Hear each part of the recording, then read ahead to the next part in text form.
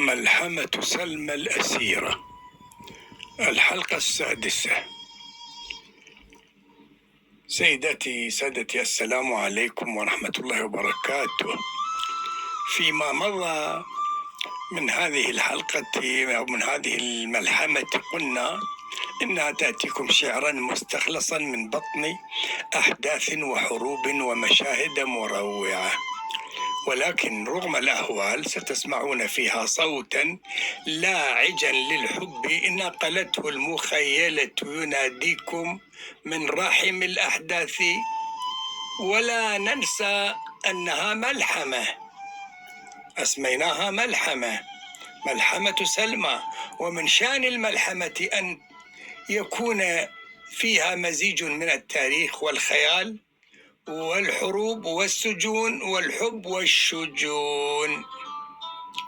وفي خضم تلك الأحداث كانت بريطانيا قد تبنت رجلا عسكريا أميا يدعى رضا خان البهلوي، فتسلق، وقيل يدعى رضا خان رضا السواد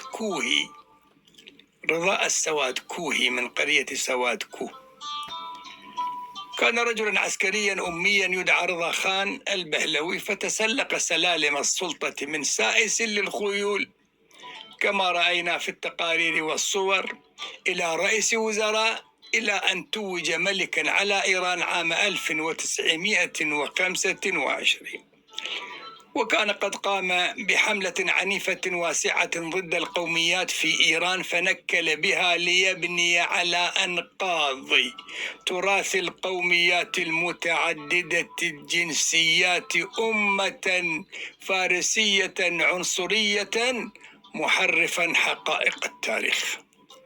ثم اتجه نحو الأهواز، فاختطف ليلا حاكمها المقتدر الشيخ خزعل ابن جابر الكعبي ضمن عملية خداع مدبرة عام 1925، فأجبره على الإقامة الجبرية في طهران حتى قضى عليه خنقا عام 1936.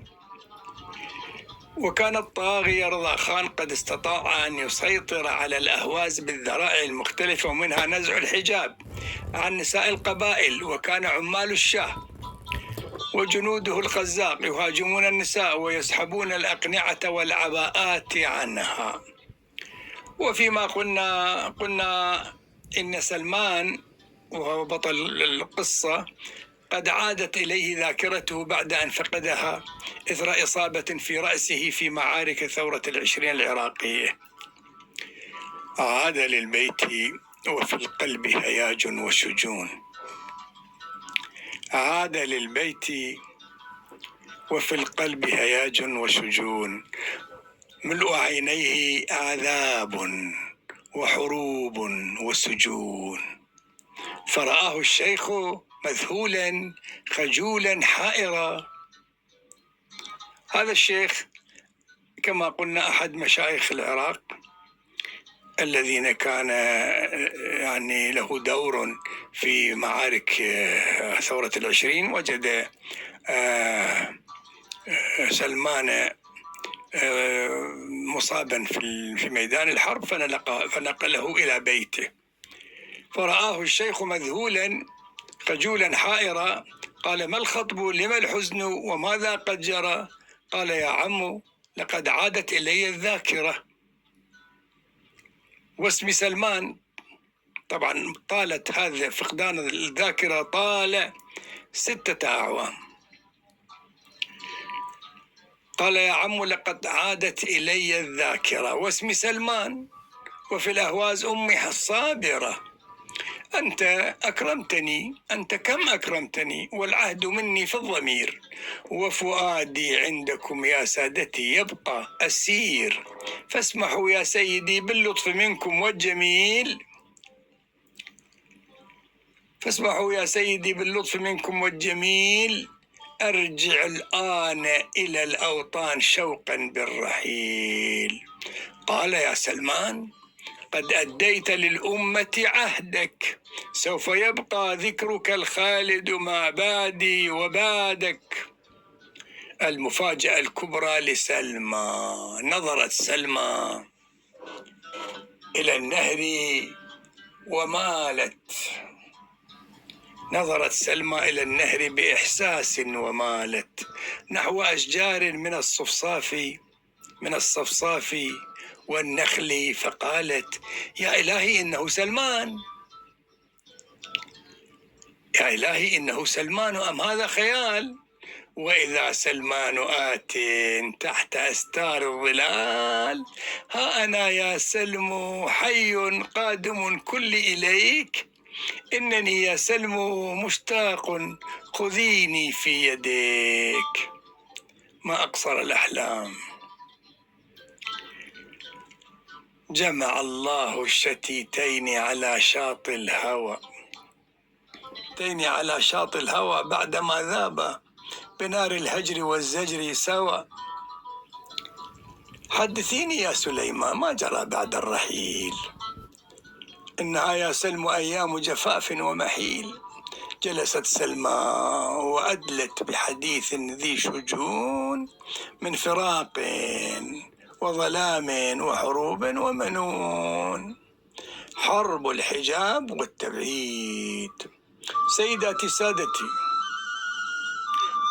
وهنا اسمحوا لنا أن نسمع هذه الملحمة الكبرى، أو هذا القسم الأكبر من هذه الملحمة الكبرى، من أفواه الأشخاص الذين كانوا شهودا على الأحداث، وهم: أولا الزائر راضي الصافي، وكان شاهدا على أحداث هجوم رضا خان البهلوي على الأهواز ومدنها في وقعة كشف الحجاب، وهو من المصابين بها. ثانيا كشكول ابن علي ابن شرهان الطرفي، الذي كان ضمن قافلة الأسرى التي ساقها جنود رضا خان من الخفاجية وضواحيها وسائر الأماكن الأهوازية. ثالثا والدي جاسم ابن محمد ابن زاهر علي، الذي كان يروي القصة، يعني قصة التبعيد، عن لسان صديقه كشكول ابن علي رحمهم الله جميعا. وأنا عندما كنت مبعدا في مدينة إيذج الواقعة على مسافة 300 متر شمالي الأهواز، جمعت الصدفة والدي والزائر راضي الصافي في الباص، وجاء عندي طبعا في إيذج. كنت أنتظر الوالد في المقهى الوحيد المطل على الشارع الوحيد، وأنا أتكلم عن أكثر من 40 عاما مضت. شبحا كنت لمن يجلس في المقهى مريب، تتبع الهمس عيون من بعيد وقريب. إنه شخص غريب، إنه شخص خطير، يتكلمون عني، غريب بيناتهم والمدينة صغيرة. إنه شخص غريب، إنه شخص خطير. مبعدا جاء به إيذج مغلولا خفير. بعد ساعات من الهمس وطول الانتظار وصل الباص من الأهواز غشاه الغبار، وأنا أنظر من خلف غبار باختلاج، وإذا وجه أبي يظهر من خلف الزجاج. نزل الوالد ما أحلاه مشتد القوام، مقبلا مبتسما يسبق لقياه السلام. هكذا كان لطيفا دائما مثل الزهور، وبه كل من الإخوان والأهل فخور. ثم ألقيت على الركاب بعض النظرات، وإذا كوفية في آخر الباص تجر الخطوات، وإذا صاحبها يهوي يمينا وشمالا. خلته نشوان يختال بعز ودلال. أنزل الرجل من الباص فكانت من حديد. سبحان الله. أنزل الرجل من الباص فكانت من حديد، وإذا الأخرى عمود خشبي لا يميد. عرفته إنه الزائر راضي. ضائع للخضروات، جوهري الصوت، شخص لافت للنظرات. زائر راضي كان معروف يجلس في فلكة الأشكرابات، حي الأشكرابات في الأهواز، وفيه ميدان يسمى فلكة الأشكرابات كبيرة، ويجتمع فيها الشباب والناس بصنوف الناس. وهو في زاوية منها كان عنده بسطة يبيع فيها الخضروات، وهو يعني له أخلاق خاصة. إنه الزائر راضي، بائع للخضروات، جوهري الصوت، شخص لافت للنظرات. وإلى اللقاء في الحلقة 7. أستودعكم الله في أمان الله.